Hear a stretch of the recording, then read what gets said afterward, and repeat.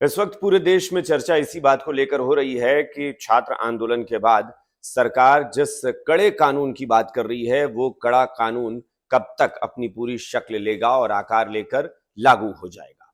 उसी की सब लोगों को चिंता भी और सब चाहते हैं। सिर्फ जो आंदोलनकारी छात्र थे वही नहीं, या विपक्ष ही नहीं, सरकार ही नहीं, बल्कि जो आम लोग हैं वो भी सोचते होंगे कि जरूर जो खासतौर पर पेरेंट्स हैं वो भी चाहते हैं कि उनके बच्चे जिस परीक्षा में बैठते हैं, जो प्रतियोगिता परीक्षा में वो जाते हैं, मेहनत करते हैं, कम से कम वो कामयाबी के साथ वहां से निकले, कम से कम धांधली जैसी कोई चीज उसमें सामने ना आए। ऐसे में अब सदन से, लोकसभा से जो पेपर लीक को रोकने के लिए जो संशोधन बिल आया था वो बिल पास हो चुका है। लेकिन इस बिल के पास होने से पहले आज सदन में क्या हुआ, सदन में किस तरह से हंगामा हुआ, सदन में किस तरह की तस्वीर बनी, वो सारी चीजें भी आपके लिए जानना जरूरी है। दरअसल लोकसभा में नेता प्रतिपक्ष हैं राहुल गांधी। राहुल गांधी से पहले विपक्ष के तमाम बड़े नेता बोल चुके थे और आज दूसरा दिन था जब इसमें चर्चा हो रही थी इस मुद्दे पर। दरअसल इससे पहले मंगलवार को चर्चा हुई थी, यानी कल चर्चा हुई थी। मंगलवार के दिन जब चर्चा हो रही थी तब प्रियंका वाड्रा ने बोला था, अखिलेश यादव बोले थे और भी कांग्रेस के तमाम नेता, गौरव गोगोई ने अपनी बात रखी थी। और नेता प्रतिपक्ष ने जब बुधवार को यानी आज बात अपनी रखनी शुरू की तो इस दौरान भी जमकर हंगामा हुआ। और हंगामा भी ऐसा वैसा नहीं, इतना ज्यादा हुआ कि नेता प्रतिपक्ष ने ये तक बाद में आकर मीडिया के सामने कहा कि मुझे सदन में बोलने नहीं दिया गया और इसीलिए मुझे बाहर अपनी बात रखनी पड़ती है। हुआ यह था कि इस पेपर लीक को रोकने के लिए जो संशोधन बिल आया था उस बिल पर बहस चल रही थी, उस बिल पर अपनी बात रखनी थी। राहुल गांधी से उम्मीद थी कि सारे विपक्ष के तमाम नेता जब बोल लेते हैं तब आखिर में नेता प्रतिपक्ष बोलते हैं और उसके बाद सरकार अपनी तरफ से अपनी बात रखती है। नेता प्रतिपक्ष खड़े होते हैं और नेता प्रतिपक्ष अपनी बात रखनी शुरू करते हैं। बहुत सारे उन्होंने सवाल उठाए, उन्होंने बहुत सारे सवाल उठाए कि आखिर क्या क्या हुआ इस छात्र आंदोलन के दौरान।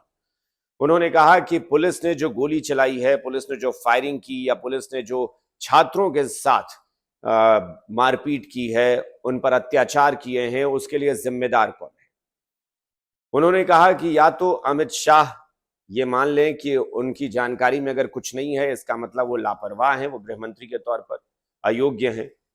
और अगर वो मान लेते हैं कि हाँ उनकी जानकारी में हुआ है तो फिर वो अपनी गलती स्वीकार करें कि हाँ उनसे गलती हुई है। ये दो बातें राहुल गांधी कह रहे हैं कि अगर अमित शाह को पता नहीं है इसका मतलब वो अयोग्य गृह मंत्री हैं, और अगर अमित शाह को पता है तो फिर वो अपनी गलती मानते हुए इस पर माफी मांग ले। लेकिन इसी बात पर हंगामा हो गया क्योंकि जब राहुल गांधी ये सारी बातें कह रहे थे तो सदन के भीतर कुछ ऐसे शब्द होते हैं जिनको बोलना वर्जित है, जिन शब्दों का प्रयोग वर्जित होता है। किसी पर व्यक्तिगत टीका टिप्पणी वर्जित है, या किसी धार्मिक चिन्हों को, प्रतीक को या तस्वीर को सदन में लहराना गलत है, या फिर कुछ ऐसे शब्द हैं जो लगे कि वो अपमानजनक शब्द हो सकते हैं, किसी पर कड़ी टिप्पणी हो सकती है या गाली की भाषा हो सकती है। इस तरह के शब्द वर्जित हैं सदन में और उनको सदन की कार्यवाही से बाहर कर दिया जाता है। लेकिन जब नेता प्रतिपक्ष राहुल गांधी बोल रहे थे तो उन्होंने बहुत सारी बातें कहनी शुरू की और कुछ किस्से, कुछ कहानियां उन्होंने बतानी शुरू की कि इस आंदोलन के दौरान छात्रों ने नेता प्रतिपक्ष से यानी राहुल गांधी से जो जो बातें कही थी, या फिर अब कहीं हो या ना कहीं हो, राहुल गांधी बता रहे थे कि मुझसे छात्रों ने ये सारी बातें कही। वो कह रहे थे कि कुछ लोगों का कहना था कि हम लोग स्टूडेंट्स हैं तो हम लोग तो बात को समझ सकते हैं, समझ जाएंगे, लेकिन उन इडियट्स का क्या करें। अब राहुल गांधी ने जैसे ही इस शब्द का प्रयोग किया इडियट, सदन में अचानक से हंगामा शुरू हो गया। सत्ता पक्ष ने कड़ा ऐतराज जताया, सरकार के पक्ष से बहुत कड़े शब्दों में ऐतराज जताया गया और कहा गया कि यह गलत है, इस तरह के शब्दों का प्रयोग नहीं होना चाहिए। इस पर स्पीकर ने भी राहुल गांधी को टोका, लेकिन राहुल गांधी ये कहते रहे कि मैंने किसी का नाम तो लिया नहीं। राहुल गांधी बार बार ये कहते रहे कि मैंने जब किसी का नाम ही नहीं लिया तो किसी का अपमान कैसे हो गया।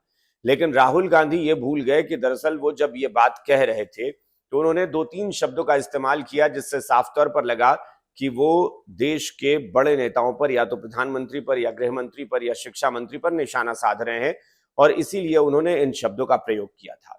अब राहुल गांधी ने कहा कि दरअसल एक तरफ स्टूडेंट्स हैं, एक तरफ इडियट्स हैं और एक तरफ अंधभक्त हैं, और जो अंधभक्त होते हैं वो इडियट को अपना भगवान मान लेते हैं। अब राहुल गांधी जब ये सारी बातें बोल रहे थे तो सरकार की तरफ से बार बार ऑब्जेक्शन किया गया, और ऑब्जेक्शन आप देखिए किस तरह से स्पीकर ने 11 बार राहुल गांधी को टोका है कि आप जिस शब्द का प्रयोग कर रहे हैं या जिन शब्दों से आप ये अपने भाषण में संबोधन में बोल रहे हैं वो शब्द वर्जित है सदन में। सरकार की तरफ से जो संसदीय कार्य मंत्री हैं उन्होंने, किरण रिजिजू, उन्होंने भी 7 बार राहुल गांधी को टोका, ऑब्जेक्शन किया कि यह गलत है, लेकिन राहुल गांधी मानने को तैयार नहीं थे। राहुल गांधी बार बार इडियट शब्द का प्रयोग करते रहे। राहुल गांधी कह रहे थे कि मुझसे दरअसल कुछ लड़कियों ने, यानी फीमेल स्टूडेंट्स जो थी, उन्होंने ये बात कही थी कि हम लोग तो समझ सकते हैं, हम लोग तो रुक जाते हैं, लेकिन इन इडियट्स का क्या करें जिनको अंधभक्त भगवान मान लेते हैं। अब राहुल गांधी ये बोल रहे थे, स्पीकर ने कई बार उनको रोका, और इसी बीच में राहुल गांधी का ऐसा कहना है कि उनका भाषण अधूरा रह गया। राहुल गांधी कह रहे हैं कि इस हंगामे की वजह से मुझे भाषण में मेरी कटौती हो गई, भाषण में नहीं दे सका, और इसीलिए राहुल गांधी ने तय कर दिया बाहर आकर कि शाम 6 बजे वो प्रेस कॉन्फ्रेंस करेंगे।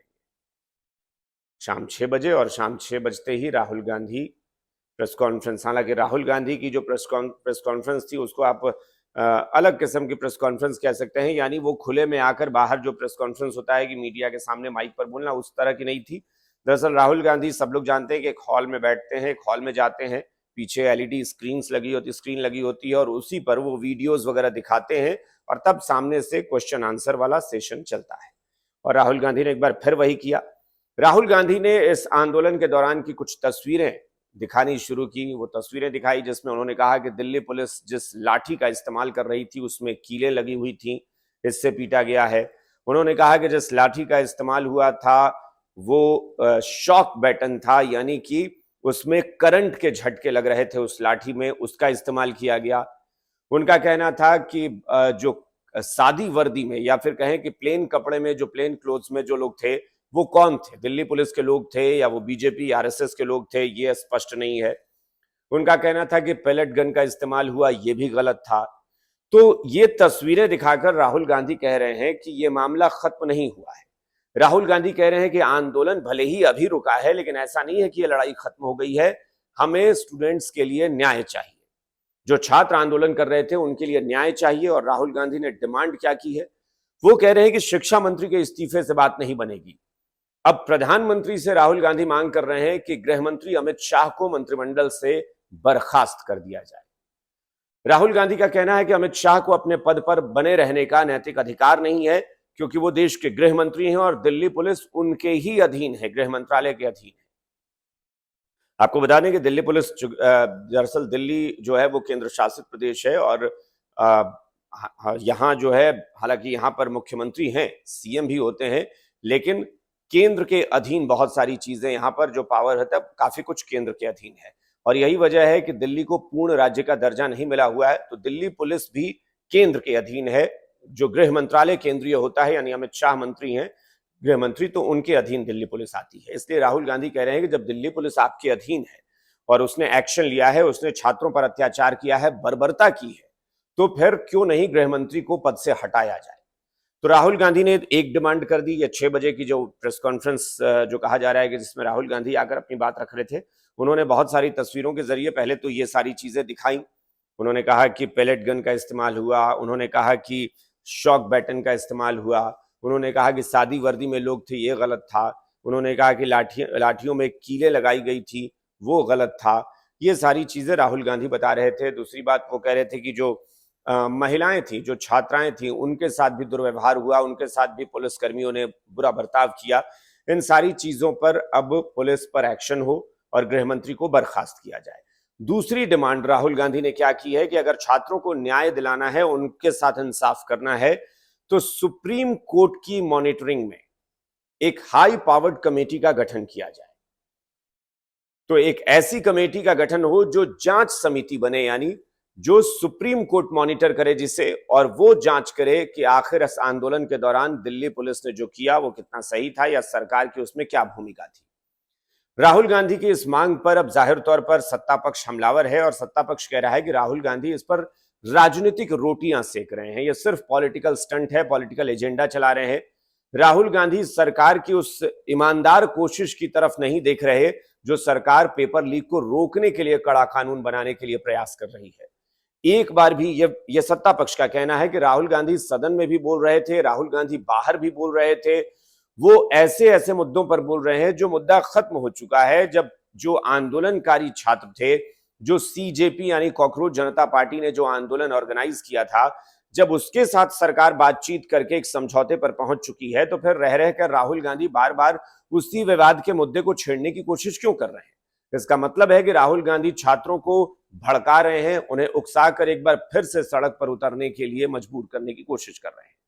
राहुल गांधी एक एजेंडा चला रहे हैं, ये कहना सत्ता पक्ष का। सत्ता पक्ष कह रहा है कि अगर हम कानून बना रहे हैं, विपक्ष को चाहिए था कि सदन में जब इस बिल पर बहस हो रही थी, एक बार भी न प्रियंका वाड्रा ने, न अखिलेश यादव ने, न राहुल गांधी ने, किसी ने इस बिल पर कोई बात ही नहीं की। इस विधेयक पर किसी ने कोई चर्चा ही नहीं की। सरकार कह रही है, सत्ता पक्ष कह रहा है कि राहुल गांधी हो या विपक्ष के और नेता हो, कम से कम सरकार को सुझाव तो देते। अगर आपको लगता है कि सरकार गलत कर रही है और पेपर लीक बहुत बड़ी घटना है, इसकी वजह से छात्रों का भविष्य बर्बाद हो रहा है, तो आप सुझाव देते। आपकी जिम्मेदारी बनती है कि आप अच्छे अच्छे आइडियाज देते, आप सरकार से सुझावों को शेयर करते और बताते कि इस बिल में और क्या खास हो सकता है, बिल में क्या चीजें और जोड़ी जा सकती हैं जिससे पेपर लीक करने वालों पर शिकंजा कसा जा सके। लेकिन विपक्ष ने ऐसा कुछ नहीं किया। विपक्ष सिर्फ इस आंदोलन के इर्द गिर्द ही पूरे सदन में बहस के दौरान बोलता रहा और सरकार को टारगेट करता रहा। तो ये मानकर चलिए कि अब राहुल गांधी ने जो नई मांग कर दी है, इस पर अभी सियासत फिर सुलझेगी।